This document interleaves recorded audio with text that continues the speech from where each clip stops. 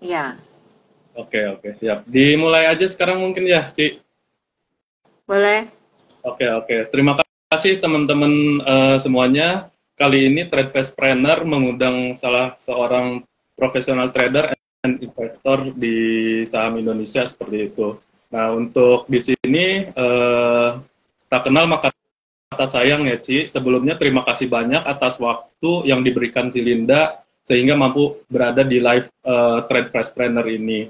Nah, mungkin boleh diceritakan nggak untuk sedikit tentang profil dan kesehariannya Cilinda untuk saat ini seperti apa sih Ci untuk kesehariannya seperti itu? Iya, eh, sekarang ya dari dulu juga sih sehari-hari ibu rumah tangga, Ya, seorang trader, investor juga sekarang, ya, terus penulis buku, analis teknikal, apalagi ya, pelari, ya. eh, itu sih punya sertifikasi internasional di bidang analisa teknikal. Oke. Gitu. Menarik sekali Ci. Jadi emang udah lama masuk ke dunia saham seperti itu ya Ci. Nah mungkin teman-teman jangan Iya. lupa follow TradeFastPreneur seperti itu dan Lindali underscore Vibo Princess seperti itu. Jadi teman-teman kali ini bisa belajar nih untuk apa ya masuk ke apa menjadi trader atau menjadi investor seperti itu. Nah sebelum memulai bagaimana nih market outlook untuk di awal tahun ini, Ci? Seperti itu. Karena kan baru mulai nih di bulan Januari, Januari akhir seperti itu. Gimana sih market outlook-nya seperti itu di 2024 ini, Ci? Ya, kita mau pemilu kan ya, teman-teman ya. Jadi kayaknya market emang masih wait and see sih untuk ke pemilu. Ini kan udah besok aja udah Februari ya. Ya. Jadi mungkin bisa 2 minggu lagi. Kelihatannya sih begitu. Kalau misalnya hasil pemilunya sesuai dengan ekspektasi, kayaknya untuk market bikin level-level ketinggian yang baru uh, tidak mustahil gitu. Tapi kalau misalnya ya tidak sesuai ekspektasi, mungkin kita bisa bersiap untuk ya akan ada swing gitu sih. Oke.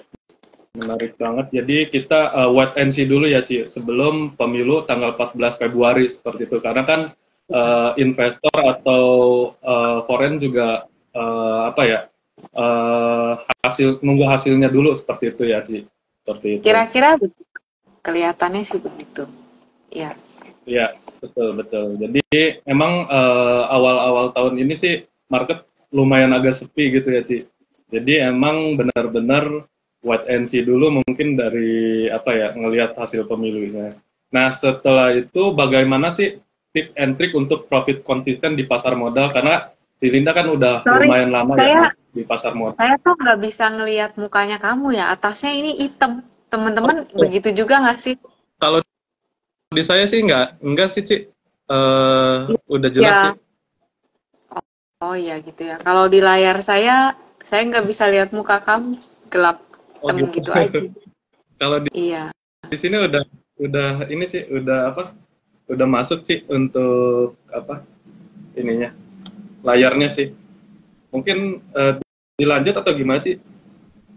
Yang nggak apa-apa sih. Cuman saya kayak gelap aja nggak bisa lihat muka kamu sih. Oh, Bisa ya? oh, Iya. Mungkin di tempat saya aja nih begini nih. iya Ya udah mungkin nggak sih, apa-apa lah. siap Ah, ah. mungkin dilanjut aja Ceci untuk pertanyaan selanjutnya mungkin bagaimana sih tips and trick untuk profit konsisten di pasar modal untuk trader-trader pemula mungkin yang baru mau masuk nih di pasar saham seperti itu tips and trick dari Cilinda apa aja sih yang harus di share ke teman-teman. Eh, Kalau jadi kalau jadi trader berarti eh, harus paham analisa teknikal sih, ya. Untuk bisa profit konsisten, berarti kan kalau buka posisi profit profit gitu terus gitu ya. Berarti kalau trader mau nggak mau harus paham dulu analisa teknikal, terus bisa punya trading plan kayak gitu. Itu sih. Jadi ya at least seperti itu. Bisa manage trading psychology seperti itu. Oke. Jadi benar-benar apa ya, teman-teman di sini bisa pelajari dulu mungkin ya secara basic technical analisisnya gitu Ci. Jadi biar teman-teman bisa apa ya, nggak terlalu loss-nya banyak gitu dibandingin teman-teman belum belajar seperti itu. Terus Ya, di sini jadi teman-teman bisa pelajari nih karena kan sekarang udah banyak ya Ci. Cilinda juga sekarang nulis buku tentang apa ya, technical analysis ya Ci. Jadi teman-teman bisa pelajari nih untuk belajar untuk dari bukunya Cilinda seperti itu. Jadi menarik sih teman-teman bisa dipelajari dan beli bukunya ya Ci. Untuk bisa beli bukunya di mana Ci? Untuk buku Cilinda? uh, buku saya yang masih ada itu dari 9, tinggal 4 yang masih stoknya ada. Kebetulan malam ini itu sampai nanti jam setengah 12 malam, itu malam terakhir, hari terakhir diskon 48%. Bukunya bisa dibeli di Tokopedia ataupun Shopee. Jadi bisa lihat di link bio saya, terus kode promonya bisa lihat di feed Instagram saya sampai setengah 12 malam ini. Diskon 48% gitu.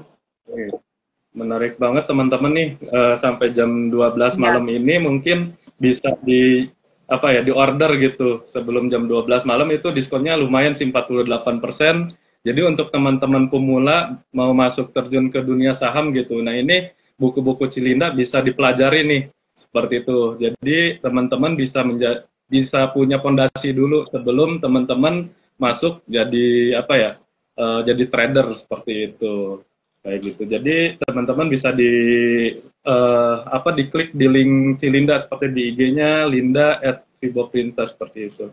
Nah selanjutnya mungkin di sini boleh dijelaskan nggak latar belakang Cilinda mendapatkan sertifikasi CFTI wanita pertama ya di Indonesia, itu awal mulanya gimana sih Ci? Si FTI wanita pertama dan masih satu-satunya di Indonesia, belum ada wanita Indonesia lagi ya yang maju untuk si FTI. Eh, Latar belakang saya sebenarnya siapa aja bisa ya ambil si FTI. Em, Latar belakang saya kan S1 S1 manajemen ya, jadi mau latar belakangnya apa itu sebenarnya bisa, karena untuk persiapan CFTI kita belajar mandiri. Jadi dikasih buku-bukunya, terus ya udah belajar sendiri, terus ya ujian sendiri itu. Kenapa mau ngambil? Karena kepingin lebih tahu lebih dalam, uh, intinya secara akademis analisa teknikal itu seperti apa gitu. Jadi siapa aja Oke. bisa kok, mau lulus SMA mau coba bisa. Tapi ya berharap sebaiknya sudah punya pengalaman dulu. Jadi nggak newbie banget langsung ambil karena lumayan berat gitu ya. Jadi baiknya sih udah ada tahu-tahu dulu terus baru ngambil. Oke. Oke, menarik banget teman-teman. Jadi teman-teman bisa pelajari dulu gitu sebelum mau ngambil sertifikasi CFTI ini. Jadi teman-teman bisa pelajari mungkin fondasinya dulu sebelum mengambil sertifikasi seperti itu ya, Ci. Iya. Setelah itu mungkin gimana sih cara Jitu kelola portofolio di pasar modal untuk teman-teman nih yang mau masuk itu, menurut Cilinda gimana sih untuk mengatur portofolio masuk ke saham itu kayak gimana? Eh, Kalau misalnya baru gitu ya, teman-teman yang baru, sepertinya harus tahu dulu, teman-teman ini portonya untuk investasi atau untuk trading gitu. Nah, terus maksimal sih ya idealnya 5 lah ya, 5 5 posisi. Tapi kalau mau maksimal ya mungkin 10. Itu seperti teman-teman, em, apa ya, kalau saya ibu rumah tangga, seperti kita punya anak, ngawasin anak sedikit sama anak banyak tentu lebih lebih quality kalau anaknya sedikit gitu ya. Ngawasin anak 2 sama anak 5 pasti lebih effort anak 5 gitu ya. Ya. Um, Begitu pula ketika punya portfolio. Jadi yang pertama tahu dulu ini portfolio untuk trading atau investasi karena strateginya beda. Terus ya jumlahnya itu ya dibatasi, terus sektornya juga kalau bisa ada berbagai sektor. Begitu sih. Oke, menarik banget teman-teman. Bisa mungkin teman-teman bisa masuk untuk pemula itu di 2 sampai 5 emiten mungkin ya. Jadi teman-teman nggak pusing untuk mantaunya untuk tiap Nah, emiten seperti itu. Nah, tujuannya juga teman-teman bisa dilihat apakah itu trading atau investasi seperti itu. Karena kan kalau trading itu mungkin bisa 1 sampai 3 bulan atau 6 bulan mungkin ya, Ci. Jadi untuk investasi mungkin agak long term seperti itu. Jadi teman-teman bisa nih tujuan tujuan masuk ke saham itu dibedain antara trading dan investasi seperti itu. Mungkin selanjutnya boleh diceritain nggak awal mulanya Cilinda menjadi seorang penulis di pasar modal seperti itu. Awalnya gimana sih, Ci? Bisa membuat jadi penulis gitu di pasar modal ini? Um, Sebenarnya sih nulis buku itu sebenarnya itu sebagai warisan Hmm. buat anak saya gitu ya. Kalau kali aja nanti dia mau terjun ke dunia ini loh ilmu yang mamahnya pelajari udah ditulisin gitu karena waktu itu buku pertama saya kan ini ya, In Love with Fibonacci ini udah nggak ada, udah habis. Jadi saya jadi kalau saya baca buku, kepengennya tuh yang sistematis, yang langsung detail, langsung bisa dipraktekin gitu, nggak terlalu banyak apa ya, nggak terlalu banyak teorinya gitu, yang applicable. Jadi saya bikin buku ya sesuai dengan harapan saya gitu. Mungkin kalau yang newbie langsung baca Fibonacci mungkin agak bingung, jadi harus bertahap gitu. Nah, awal mulanya cuman simpel sih, mikirnya gitu aja. Cuman nanti buat anak kalau misalnya dia mau belajar, saya udah tulis nih bukunya. Nah, sekarang yang baru ya ini yang diperbaharui Fibonacci juga gitu. Jadi ya sama, pokoknya simple, langsung applicable, Halo, nggak Ci. kebanyakan. Ya, halo, suara saya kedengaran? Tes saya sih masih kedengeran ya di sini.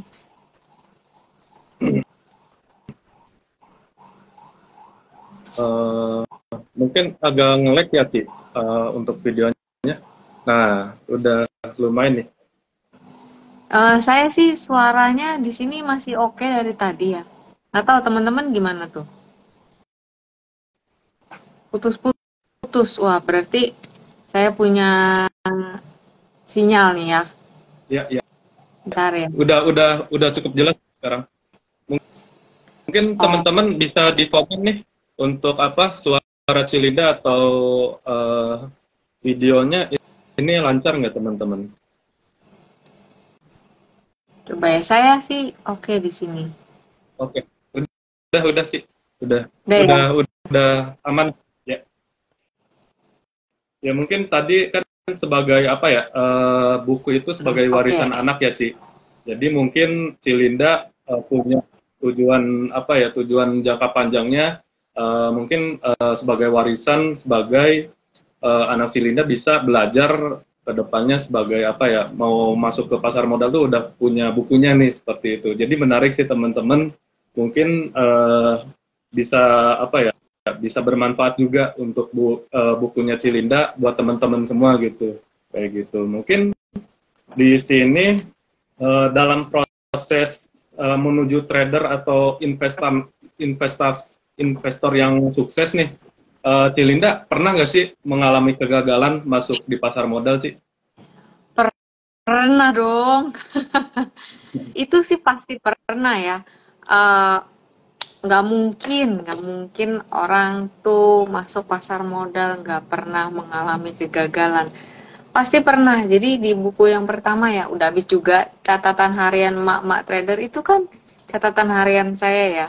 Jadi waktu itu saya pertama kali mengalami kerugian gitu buat saya sih di saat itu lumayan gitu sebagai ibu-ibu gitu ya.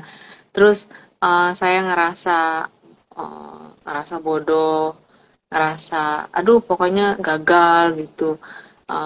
Cukup lama, samalah kayak di sini ya. Kalau saham lagi swing turun kan bisa ya 1 sampai 3 bulan, ya itu juga saya ngerasa tuh ya selama 3 bulan itu ya ngerasa gagal gitu. Ya pernah ngalamin rugi, pernah ngalamin apa lagi? Sahamnya nyender gocap, pernah. Apalagi ya? Ya kan karena dengan ngalamin gitu jadi tahu, oh mesti hati-hati nih. Ciri-cirinya kayak gini-gini. Gitu. Pasti pernah. Ya. Jadi nggak terlihat dari apa Ngelek ya, ya? dari luarnya aja gitu. Uh, uh, jadi teman-teman bisa apa ya, banyak kan yang di luaran sana yang apa ya, bikin status terus profitnya cuan terus sih, jadi nggak pernah rugi tuh. Jadi mungkin teman-teman trader pemula nih yang baru masuk ngelihatnya pasti compare, wah orang-orang cuan terus gitu, profit konsisten terus.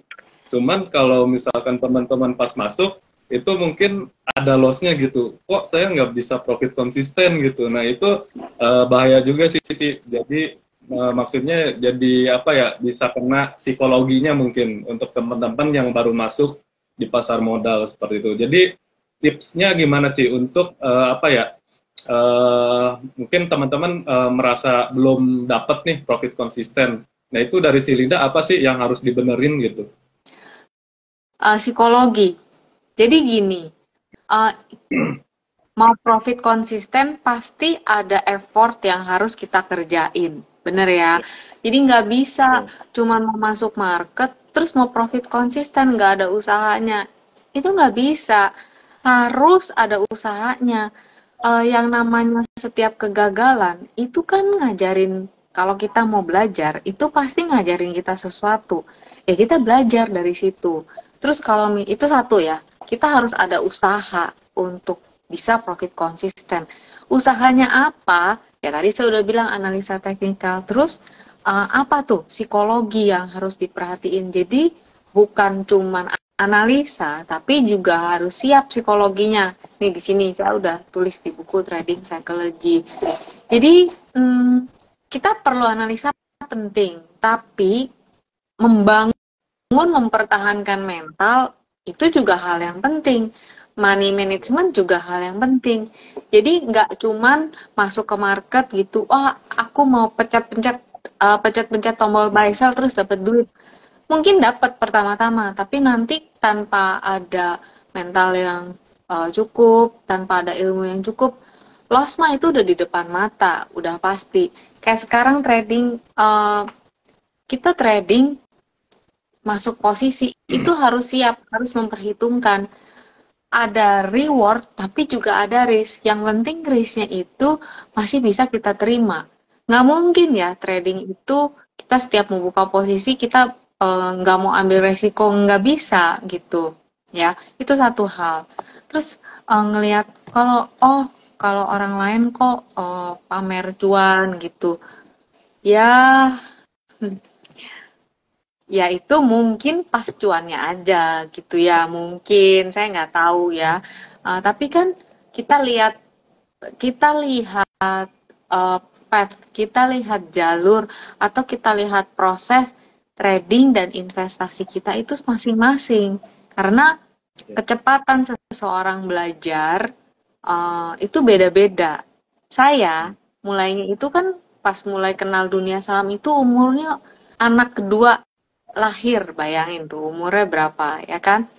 Terus saya belajarnya agak gak bisa secepat anak-anak muda sekarang. Kenapa? Karena waktunya susah, harus nunggu anak bayinya tidur baru bisa belajar. Terus begitu otaknya, Iya. otaknya kan dari sejak terakhir kuliah sampai terus belajar lagi, itu kan udah lama dingin otaknya.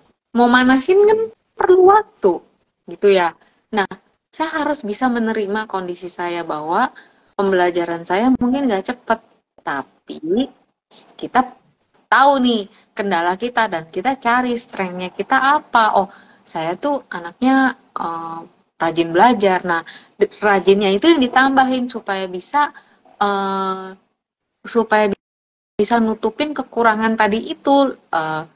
Otaknya masih lama nih, masih panas gitu, namanya ibu-ibu gitu ya. Terus udah gitu waktunya susah gitu. Tapi ya udah nggak usah ngebandingin. Kalau misalnya nggak sanggup gitu ya, lagi trading, terus nggak sanggup ngelihat apa apa namanya ya, yang suka pamer-pamer itu namanya apa ya? Aku jadi lupa ya. Bukan FOMO, flexing kali ya. Nggak, itu bikin Infeksi. bikin bikin kamu insecure. Ya udah jangan dilihat dulu, karena yang penting kan kita jaga jaga jaga fokus, jaga psikologi gitu. Jadi kalau hal itu bikin jadi rush, ngeliatin orang cuan, kok gue nggak cuan-cuan, kok saham gue nggak jalan-jalan.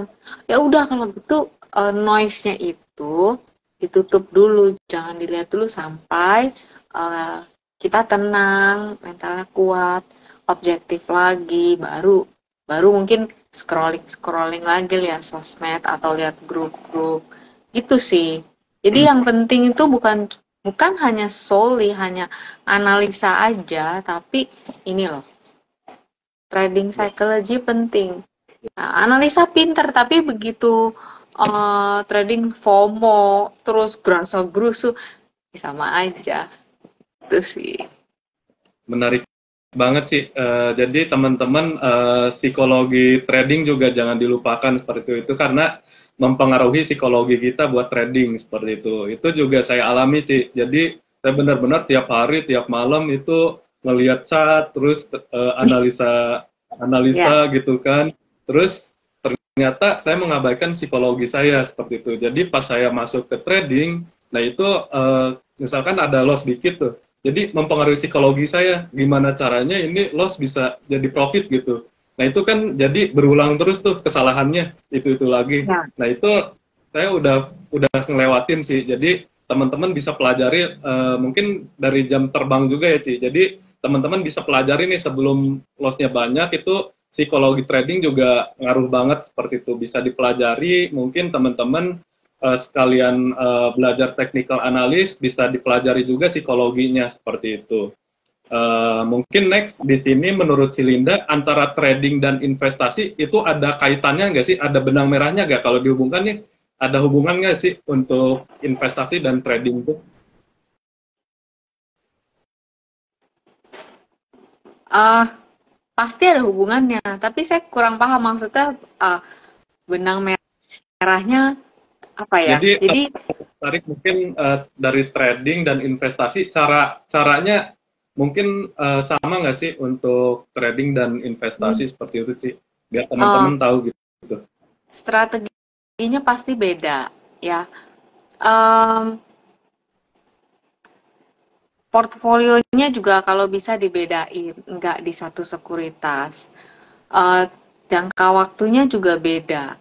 Kalau misalnya trading, jangka waktunya bisa mungkin mingguan atau bulanan, itu yang swing trading. Ada juga yang trading cepat. Tapi kalau investasi itu jangkanya lebih lama, tahunan. Nah, memilih sahamnya, terus menjadi pertimbangannya kalau investasi pasti eh ya lihat fundamentalnya lah ya, apalagi kan mau disimpannya lama gitu. Kalau lihat teknikalnya dulu gitu, teknikalnya yang jadi nomor satu gitu. Kalau uh, investasi fundamentalnya iya, tapi apa teknikalnya juga sih. Cuman fundamentalnya harus dilirik gitu. Menarik nggak sih ini? Apakah masih uh, kita bisa keep? Apakah masih murah gitu? Lihat ya lihat value valuasinya juga. Itu kan kalau investasi. Jadi cara strateginya beda gitu. Kalau investasi nggak perlu sering-sering ditengok, ya sebulan sekali atau berapa minggu sekali. Tapi kalau misalnya trading, ya harus lebih sering ditengok posisinya, nanti angus gitu kan. Apalagi kalau misalnya nggak um, trading plan-nya bukan yang pakai robot. Berarti kan harus kita pantau apakah dia masih ada di dalam trading plan, belum kena stop loss kayak gitu. Kalau udah running kan dipantau juga kapan kita jualnya gitu. Kalau trading harus dipantau gitu. Tapi kalau investasi santai aja di saat kita lagi ada kesibukan lain gitu ya. Ya udah. Nah, saya contohnya di saat tahun lalu lagi ada masalah gitu, ya udah nggak trading dulu, investasi jalan terus kan investasi. Emang cuman disimpan aja ya, tinggal ditambahin kayak gitu, tinggal nambah posisi. Tapi ya jarang sekali untuk jual beli itu jarang gitu. Jadi beda, barangnya sama cuman diperlakukannya beda gitu sih. Oke, oke, menarik banget sih. Jadi Cilinda ini trading dan investasi juga seperti itu. Jadi trading itu untuk mungkin jangka menengah gitu. Kalau misalkan untuk Ya, trading kan, untuk investasi kan itu secara long panjang. term gitu. Jadi benar-benar kita nggak tahu nih, ekonomi global kan lagi gonjang-ganjing seperti ini. Ada apa? Mungkin perang atau gimana. Itu Cilinda bagus sih buat apa ya? Buat diversifikasi seperti Ya, itu. Jadi nanti kalau misalkan ada dana darurat itu bisa dari hasil investasinya mungkin bisa eh, bisa dipakai seperti itu. Nah untuk di sini mungkin eh, kapan sih titik terendah seorang Cilinda, pernah nggak sih ada di posisi titik terendah di mungkin di pasar modal atau di kehidupan seperti itu, Ci? yang mana dulu yang dijawab ya? Yang di pasar modal pernah, eh pas rugi pastinya. Terus pas tidak lulus CFTI level 2 itu berat sampai buka buku analisa teknikal aja nggak sanggup tuh untuk baca buku, untuk ngelihat review nilai gitu. Itu berat itu. Di saat waktu itu loss yang paling pasti ya pada saat loss ya itu titik terendah. uh, Lossnya lumayan gede. Um, Ya itu kan punya pilihan saat itu. Apakah mau lanjut apa enggak nih gitu. Kalau mau lanjut, pelajaran yang dipetiknya apa gitu kan. Ya di setiap titik terendah itu ya mikir ada dua pilihan, mau mau berhenti di sini aja nih atau mau lanjut gitu. Kalau mau lanjut tapi nggak punya kekuatan, ya cari kekuatan kayak gitu sih. Ya pernah, pastinya nggak mungkin nggak pernah. Mungkin kalau teman-teman yang pernah, yang ikut, yang udah follow ya IG dari tahun lalu, mungkin tahu juga titik terendah dalam kehidupan saya tahun lalu. Ya kan kalau di scroll kelihatan ya. Jadi waktu hmm, bulan April tahun lalu suami saya sakit, yaitu apa ya? Itu titik terendah. Ya. Maksudnya saham udah nggak jadi nomor satu, terus ya semua prioritas jadi berubah. Eh, ya gitu. Ya untungnya kalau dikaitkan lagi ke investasi dan trading, untungnya eh, sudah ada investasi. Jadi walaupun tidak sempat, nggak sanggup untuk trading, nggak sanggup sama sekali, nggak sanggup untuk trading, tapi bisa menikmati perjalanan kenaikan harga, yaitu dari investasi itu, gitu sih. Jangan percaya ngelihat, eh, maksudnya jangan percaya kalau orang kelihatannya happy happy aja tuh nggak ada masalah, enggak.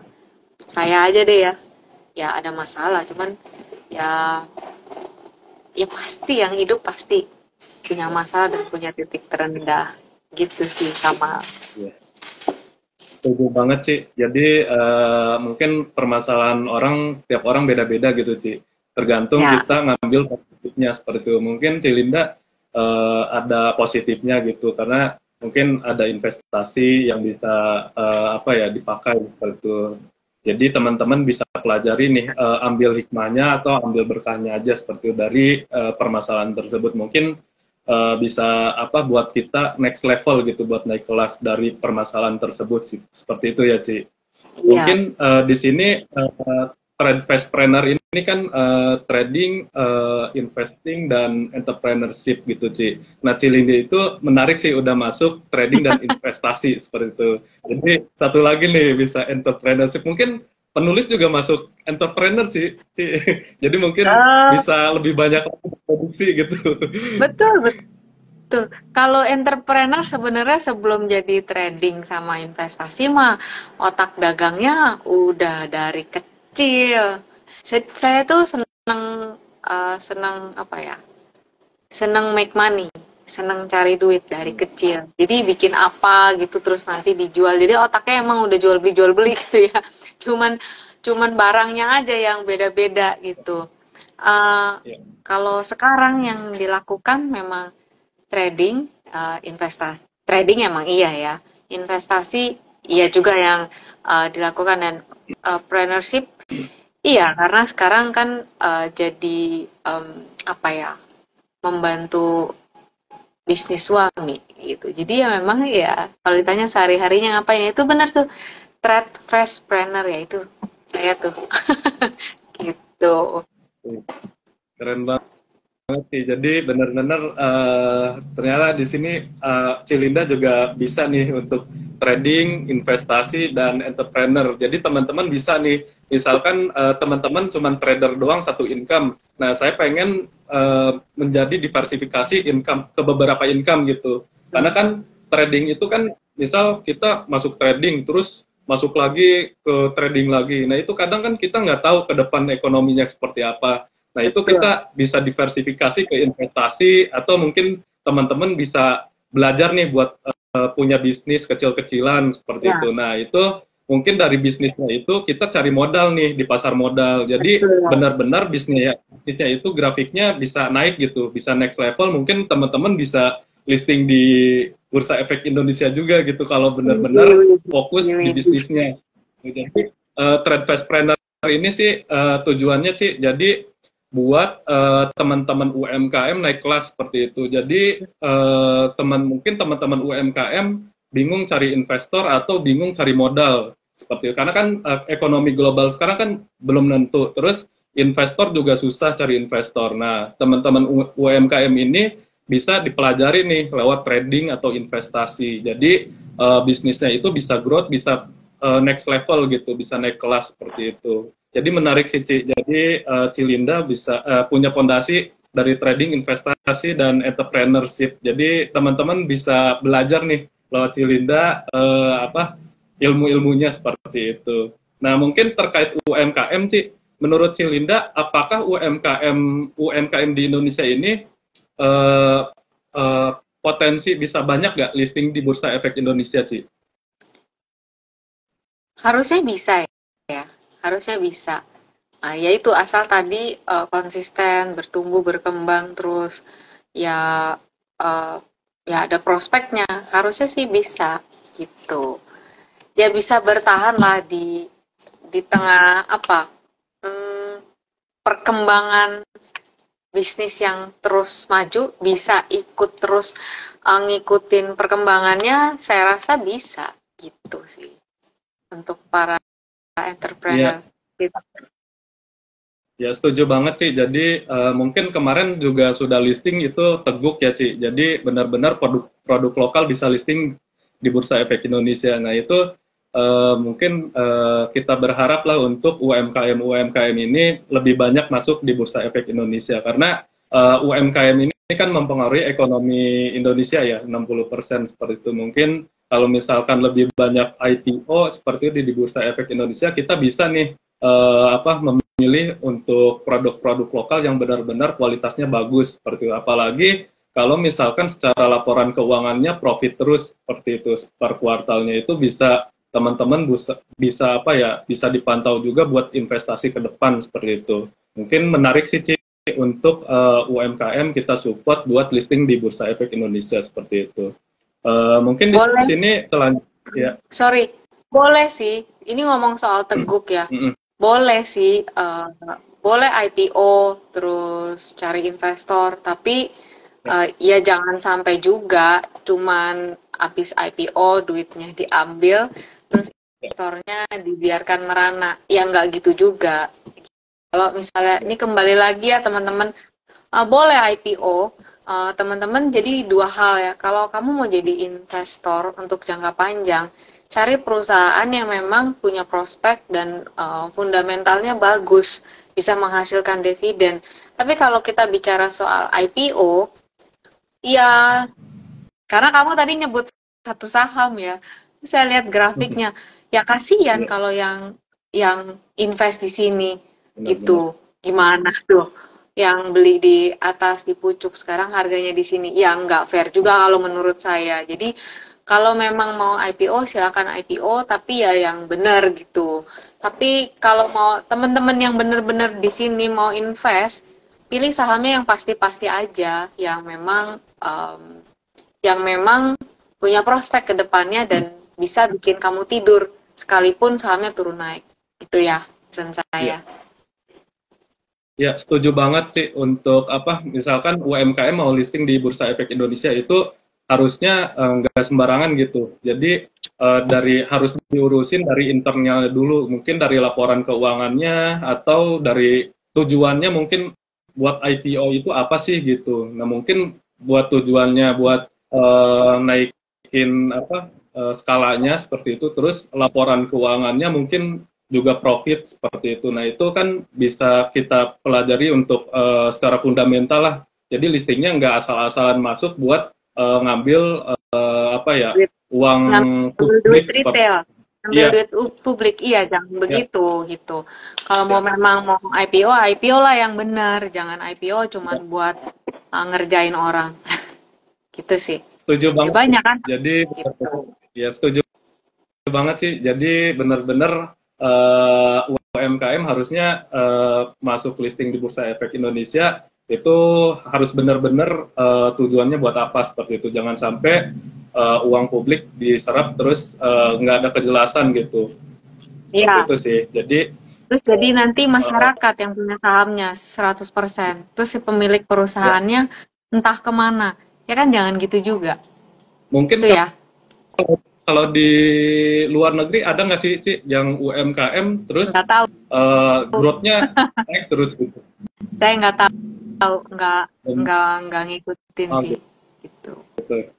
Ya, ya mungkin kita doakan UMKM di Indonesia nggak asal-asalan masuk ke Bursa Efek Indonesia. Jadi secara internalnya itu diurusin dulu seperti itu. Ataukah laporan keuangannya juga harus growth dulu, Nah, bertumbuh dulu seperti itu. Nah, di sini ya mungkin masuk ke pertanyaan sih. Ini ada yang nanya dari Han_SP, mengatasi bengong saat harga turun tapi dengan cara gap down padahal sudah buat trade plan gimana sih caranya? mengatasi gini, eh, bengongnya karena bengong kaget, apa bengong nungguin harga masuk? Berarti kalau udah punya trade plan, berarti Termasuk udah punya posisi ya. Ini bengongnya ya. berarti bengong kaget nih. Kok Oh. gap down gitu. Ya, ikutin trade plan-nya. Kalau misalnya pas gap down-nya itu sudah berada di bawah level stop loss, ya berarti harus cut. Kan gitu.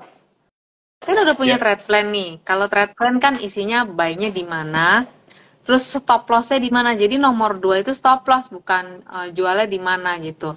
Nah, ketika dia udah gap down, terus misalnya trade plan-nya stop loss-nya udah di bawah, harga gap down-nya sudah berada di bawah stop loss, ya jual. Terus misalnya gap down-nya terus langsung ARB gitu, ya, nggak bisa jual, ya nasib. Satu, nggak bisa jual berarti kan nggak bisa keluar kan? Satu, ya, berarti besok mah. Benar, apalagi kalau misalnya yang uh, adalah beberapa saham yang langsung terus nggak bisa keluar, gap down, gap down, gap down gitu. Nah, ya udah berarti nggak bisa apa-apa. Bengong, mengatasi bengong, ya paling di review. trade plan-nya atau masuknya salah gitu. Kalau sampai udah ini kasusnya, kalau misalnya udah nggak bisa keluar nih, mau cut loss aja nggak bisa, ya udah. Berarti di review ini salah masuk, belinya di pucuk atau greedy, kan gitu. Misalnya udah bisa keluar tapi masih ditahan, akhirnya disiram nggak bisa keluar. Tapi kalau misalnya masih bisa keluar ya berarti ngikutin trade plan-nya. Gitu sih. Mengatasi bengong nanti dia kaget nih si Hans nih. Ya, kalau menurut saya seperti itu. Tapi kalau misalnya udah dalam banget tuh nggak bisa diapa-apain, ya udah. Berharap apa? Berharap balik arah, tapi ya mungkin rugi waktu. Kayak gitu sih. Kalau misalnya sahamnya bisa dibuang, buang. Switching. Kan tinggal tergantung rela nggak kita nanggung kerugian. Makanya penting money management, jangan semuanya ditaruh di dalam satu posisi. Itu ya Hans ya, semoga bisa menjawab. Ya, setuju banget sih. Jadi mungkin teman-teman sudah bikin trading plan, terus mungkin teman-teman belum berani buat masuk gitu. Nah itu bisa dipelajari apakah masuknya itu kecepatan atau enggak, itu bisa dipelajari. Nah ini selanjutnya ada Abdul 5 Anaf, Ci dulu umur berapa belajar saham, terus berapa lama belajarnya? Saya udah 30 tahun baru belajar Ci, seperti itu. Kayaknya saya lebih tua dari kamu deh, sebentar ya. 2009 umur berapa ya? Coba kita ambil. Saya mulai ya, sebentar ya. 2009. Saya mulai umur 33. Kenal. Ya, kenal itu umur 33. Berapa lama belajarnya sekali lagi nih, tergantung Pentium masing-masing nih, tergantung otak masing-masing. Kalau saya udah bilang, saya agak lama. Saya 2009, si FTI-nya itu dapatnya 2017. Tuh. Sama kan? 2017. Nah, di sepanjang itu saya rajin baca buku, rajin ikut workshop. Apakah langsung bisa? Tidak. Jadi itu gradually proses. Oh, dari si ini belajar ini, dari si ini belajar ini, dari buku ini belajar ini. Jadi saling melengkapi sedikit-sedikit gitu. Jadi kalau ditanya belajarnya berapa lama, masing-masing orang beda-beda sih jawabannya gitu. Tapi jangan kecil hati. Saya mulainya 33 gitu. Makanya beruntung nih. Sekarang banyak anak-anak yang lebih muda udah mulai kenal gitu. Semangat ya, Abdul. Ya, menarik banget sih, setuju banget. Jadi teman-teman bisa dipelajari nih. Mungkin teman-teman, kita nggak tahu ke depannya gitu, apakah setelah belajar setelah 1 tahun, 3 tahun, 5 tahun, itu mungkin teman-teman bisa dipelajari kesalahannya di mana. Jadi diambil pengalamannya seperti itu ya. Iya. Iya. Mungkin tadi ada yang saya baca deh, ada yang nyangkut di Unilever. Gimana tuh, Ci? Ya, gimana ya? Unilever tuh downtrend berat ya. Jadi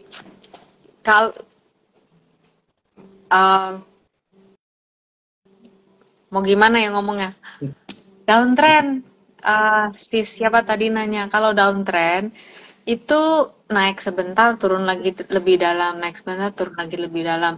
Dan posisinya saat ini masih belum ada pembalikan arah gitu. Maksudnya di time frame yang besar. Ya gimana? Kalau saya kalau misalnya masih bisa switching gitu. Cuman kan tinggal rela atau enggak gitu ya. Itu sih kalau saya. Ya.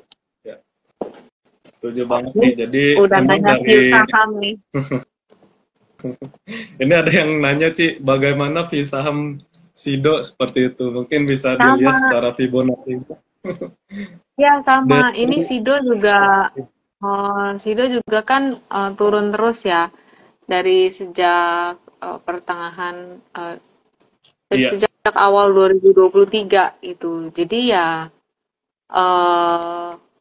itu naik sebentar ya. Ini chartnya masih loading, agak lama nih. Bentar. Jadi ya yang jelas sih kalau Sido itu masih turun ya, arahnya masih turun.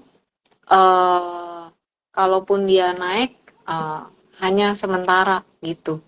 Ini ada support sebentar, chart saya belum. Ini soalnya nggak janjian nih mau ngeliat chart, jadi mau nggak mau harus buka chart nih gitu. Boleh Bentar Ci, ya.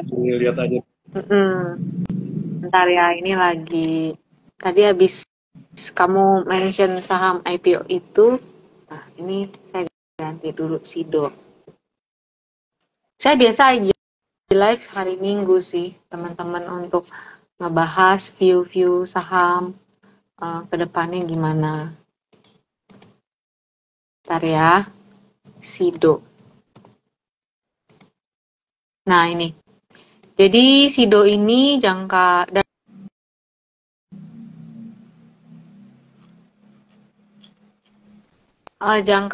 besarnya ini masih turun. Nah, saat ini dari sejak sebentar November 2023 dia itu tertahan di area support di 484. Sekarang kan di 510. Selama dia bisa bertahan di 484, ya boleh dikatakan mendingan lah ya. Tapi kalau break 484 ini waspada. Kenapa? Karena dia akan tes 450 sampai ke 400. Kalau misalnya dia bisa menguat, mungkin terdekat dia akan uji 525. 525 sampai 545. Jadi memang range-nya tipis-tipis sih, naiknya beberapa tapi turunnya bisa lebih dalam gitu. Jadi view Sido masih ya ini masih kebacanya sih downtrend gitu. Ya menarik banget. Jadi teman-teman bisa dilihat nih support berikutnya di 484 itu bisa dipantau nih untuk Ya, wait and see dulu gitu ya Ci ya, ya. Di ya. 484 mungkin selanjutnya kalau jebol supportnya itu di 460 mungkin ya. Seperti Ya. itu. Jadi teman-teman bisa pantau nih untuk Sido seperti itu. Nah, mungkin selanjutnya ini ada yang nanya Ci, Nice Ci bagaimana NICE Adi Nah, Kartiko Pratama. ini kan baru IPO juga ya, baru IPO. Nah, ini waspada nih ya, yang nanya. Jadi sekarang di 565, tertinggi 890, area low-nya dia itu di 438. Jadi kalau melihat pergerakan ini masih ada potensi untuk dia melemah menguji 492. Waspada banget kalau misalnya ini sebentar ya. Waspada banget kalau dia tembus ke bawah 438. Jadi saya punya tips ya teman-teman untuk saham IPO. Kalau dia menembus ke bawah area low di hari pertama atau hari dia baru listing, udah cut aja gitu. Kalau IPO itu harus cepet ya. Jadi kan udah banyak banget nih saham IPO. Ya udah kita liatin aja itu gerakannya. Memang harus ngerti. Setidaknya harus bisa lihat chart ya, bisa baca chart gitu. Nah untuk saham IPO pokoknya kalau dia udah tembus atau noel-noel ke bawah, udah jangan mikir buat investasi ya. Kalau IPO mah buat trading aja gitu sih. Mainnya main trade-nya trade cepet aja. Ingat ya, 438 kalau ditembus, uh, kalau saya pribadi, saya akan cut. Jadi, ini harus dipantau, trading plan-nya harus jelas, harus punya trading plan. Kalau mau saham IPO, apa harus cepet dan cuan ya, kabur aja terus disyukuri aja cuannya gitu. Kalau sampai dia terbang lagi, ya kalau mau masuk silakan, tapi teman-teman harus ingat resiko gitu. Ya jangan cuma pikirin rewardnya aja. Oke ya, ini nice NICE 438 harus dipantau. Break, ya kamu harus tahu, jangan bengong nanti begitu dia break, harus bisa action. Ya, itu dia. Oke, teman-teman bisa dipantau untuk nih NIC ini di 438 gitu. Karena kan low paling terendahnya juga di 438 pas awal ya, Ci. Jadi kalau misalkan Ya, tembus di 438 bisa ke bawah lagi tuh biasanya tuh. pasti, Yang udah IPO kan pasti. kayak gitu ya. Ya. Jadi iya, jadi benar-benar support kuatnya di situ tuh. Jadi teman-teman bisa dilihat tuh, kalau misalkan 438 bisa ditembus, itu mending teman-teman keluar dulu. Nanti bisa dilihat tuh, nanti konsolidasinya di mana. Nah, teman-teman bisa wait and see dulu sekarang seperti itu. Mungkin selanjutnya nih ada yang nanya lagi sih untuk view cuan sih, gimana nih Anda apa emiten-emiten Prajogo Pangestu ya? Menghujam bumi. Mohon maaf, ini menghujam bumi ini dia udah selesai pestanya, kawan. Gitu. View-nya, ya view-nya turun. Gimana ya? View-nya turun. Yang nanya tadi. Oh ya, saya ada bikin konten tentang ya tentang saham-saham grup ini. Jadi ya ini kan pestanya udah hore banget ya dari akhir tahun lalu gitu. Tapi setiap pesta pasti ada selesainya. Ya dong, kalau teman-teman di sini yang udah menikah, waktu nikah emang pestanya nggak ada selesainya. Pasti ada selesainya kan. Ada bubarnya gitu. Dari jam segini kita IG live aja ada selesainya gitu. Nah, pesta saham juga begitu ada selesainya dan ini pestanya udah selesai. Terus brand juga ya, temennya itu dipantau. Penjelasannya ada di feed saya, kalau pesta saham udah selesai gitu. Nanti lihat di situ ada chartnya juga. Ya, udah Menarik banget jawabannya sih. gitu. Sedang Ya, sedang sedang turun, support terdekatnya 59. Paling mungkin di 59 nanti ada rebound dikit ya akan mungkin ya di situ karena ini sekarang 6575 nih si cuan. Ya. Tapi ya.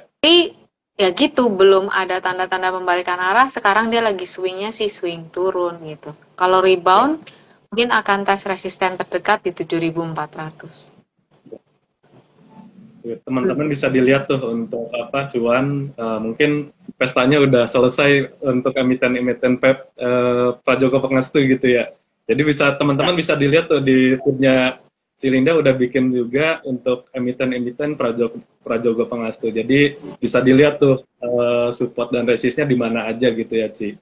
Mungkin Iya. selanjutnya di sini udah mungkin udah nggak ada yang nanya lagi, Ci. Mungkin di sini saya ada ngadain kuis sih. Jadi kuisnya itu 2 pertanyaan, Cilinda sebutkan pilihannya satu aja gitu. Mungkin kalau misalkan motor atau mobil, Cilinda bisa sebutkan salah satunya gitu ya, Ci. Oke, oke. Oke, jadi bisa dimulai, Ci ya. Boleh.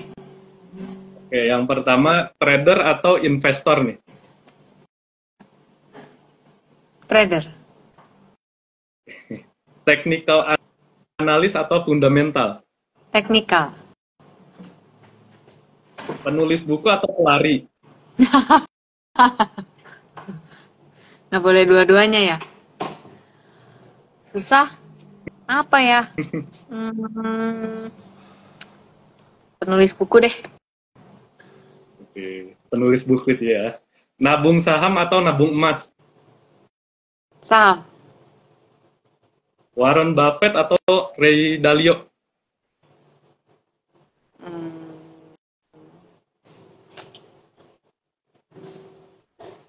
Warren deh. Swing trading atau scalping? Swing. Cut loss atau hold? Cut loss. Produk lokal atau produk internasional? Lokal. Sekarang masuk ke saham sih, ICBP atau Unilever? ICBP. BBCA atau BBRI? Wah, dua-duanya. Dua-duanya masuk investasi ya, Ci? Iya, nggak bisa dipilih. Itu mah udah dipilih dua-duanya. Oke, oke. Goto atau Buka, Ci? Ya, nggak dua-duanya. Gimana dong? Oke, oke. Karun Pokpan atau Java? Capin. Edko atau Elsa? Hmm, apa ya? Medco kayaknya. Edko. Oke teman-teman. Durang Jadi nih, PGEO nggak atau ada kisi-kisi nih. Nggak jadi Elsa aja. Elsa? Elsa, oke oke Elsa. PGEO atau MBMA? Aduh, PGEO, Atau MBMA? PGEO, ITMG atau PTBA? ITMG. Yang terakhir Bitcoin atau Ethereum, Ci? Nggak dua-duanya. Nggak dua-duanya. Jadi Nggak pure di dua-duanya. saham aja sih ya. Iya. Mungkin tadi pertanyaannya penulis buku atau pelari itu ada apa sih? Mungkin bisa di-share teman-teman nih. Nggak bisa dipilih karena saya melakukan dua-duanya. Ya, ya, ya. Cuman saya pilih yang udah lebih lama aja dilakukan. Ya penulis buku, gitu. Nggak bisa Jadi dipilih. mungkin Saya, ini kan, lihat dong, ini pelari. Ini kan ya, ya. inspirasinya dari lari. Jadi agak bingung yang mana ya. Udah pilih yang lebih lama dilakukan, menulis buku lebih lama daripada lari. Ada yang tanya, Ya, Bu Linda mungkin kenapa nggak kripto? Karena satu, kalau saya pernah trading kripto, bukannya nggak pernah. BTC, ETH pernah. Tapi eh, untuk trading saya nggak bisa banyak gini. Trading kan harus fokus. Em, karena udah banyak di saham, apalagi sekarang waktunya nggak banyak ya. Saya waktunya terbatas, jadi nggak bisa banyak-banyak. Satu itu. Kedua, kalau di saham, saya bisa investasi. Investasi di saham nih, nggak perlu diliatin, saya yakin sama fundamental perusahaannya, tenang-tenang aja dibuka, oh tetap cuan, malah all time high gitu. Tapi kalau di kripto, tidak ada underlying aset gitu. Kalau saya beli misalnya tadi saham BCA, saya lihat bank BCA-nya tetap ada. Kalau di lampu merah lihat, oh dia ada bikin promo gini gini gini. Produknya ada itu BCA, tapi ketika kalau di kripto produknya apa gitu. Jadi hati saya ya, ini khusus untuk saya, trust-nya belum ada gitu sih. Itu kalau saya, gitu sih. menarik teman-teman. Jadi mungkin teman-teman bisa masuk ke apa pasar modal dulu sebelum karena kan volatilitasnya juga lebih Betul. resikonya lebih tinggi ya Bitcoin atau kripto itu. Jadi awal kalau teman-teman masih pemula di saham aja belum profit konsisten mau masuk ke kripto pengen instan Bonyok. gitu kan makin dihajar lagi ya Ci ya. Iya, nanti bonyok ya. Harus paham dulu lah ya. Ya, Dari yang kalem, ya yang kalem. Saham juga banyak yang ugal-ugalan, makanya ya yang kalem dulu aja. Gitu. Itu setuju kalau banget. saya, itu kalau saya. Ya. Setuju banget sih. Jadi teman-teman bisa dipelajari di pasar modal dulu gitu. Misalkan udah di saham udah profit konsisten, nah teman-teman bisa nih apa 10% maksimal mungkin dari portofolionya masuk belajari di apa di kripto gitu. Jangan sampai all in dulu seperti itu. Nah, mungkin di sini udah 1 jam juga sih untuk apa IG live-nya. Iya. Mungkin di sini apa yang mau dikatakan Cilinda untuk 5 tahun yang akan datang nih buat Cilinda saat ini seperti itu. Kalau misalkan IG live-nya masih tersimpan sih seperti itu. Hmm, tetap tetap semangat apapun yang terjadi di 5 tahun ke depan dari sekarang. Tetap sukacita, bersyukur sama apa yang udah dilewatin. Itu aja. Oke. Jadi kita doakan buat 5 tahun ke depan Cilinda tercapai buat apa keinginannya, mungkin tujuannya di 5 tahun ke depan gitu. Mungkin lebih banyak bersyukur mungkin ya Ci. Jadi benar-benar disyukuri aja dulu gitu. Sampai ke depannya kita nggak akan tahu seperti apa gitu perjalanannya Ci.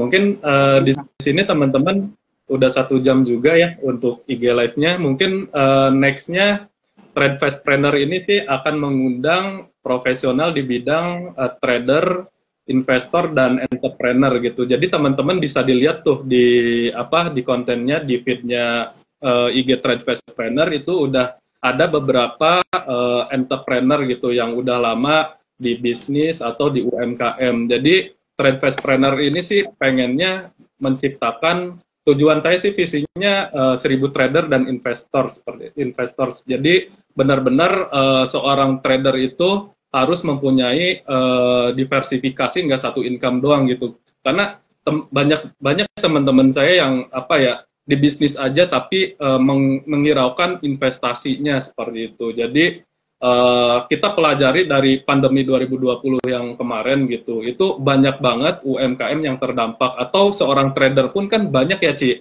yang terdampak gitu, income-nya cuma di trading doang, itu langsung kan ARB berjilid-jilid, itu nggak bisa keluar. Nah itu saya pengen tuh ke depannya seorang trader atau entrepreneur ini punya income, beberapa income lah, jadi nggak cuma satu income doang seperti itu. Jadi mungkin next project-nya Trade Fastpreneur ini bakalan ada eksklusif buat kelas. Jadi nanti mungkin Cilinda bisa menjadi mentor ya, atau trainernya lah buat sharing pengalaman ya Ci ya. Boleh ya Ci?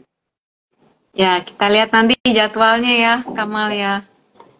Siap, siap Ci. Nanti dikabarin, mungkin saya berharap sih ilmunya Cilinda bisa diturunkan ke beberapa teman-teman gitu. Apakah itu trader yang baru masuk atau entrepreneur yang baru mau join nih buat investasi atau trading, buat diputarkan lagi modalnya ke bisnisnya buat UMKM ini bisa naik kelas seperti itu ya Ci ya. Yang terakhir Ci, di sini closing statement buat teman-teman di sini yang baru mau buka bisnis atau baru mau terjun ke saham, apa sih closing statement dari Cilinda seperti itu? Segala hal yang dilakukan baik trading, investasi, atau bisnis, itu ada prosesnya.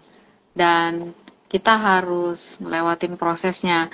Entah itu proses belajar, entah itu proses juga dalam riset, tapi segala hal itu harus ada prosesnya supaya bisa dinikmati hasilnya.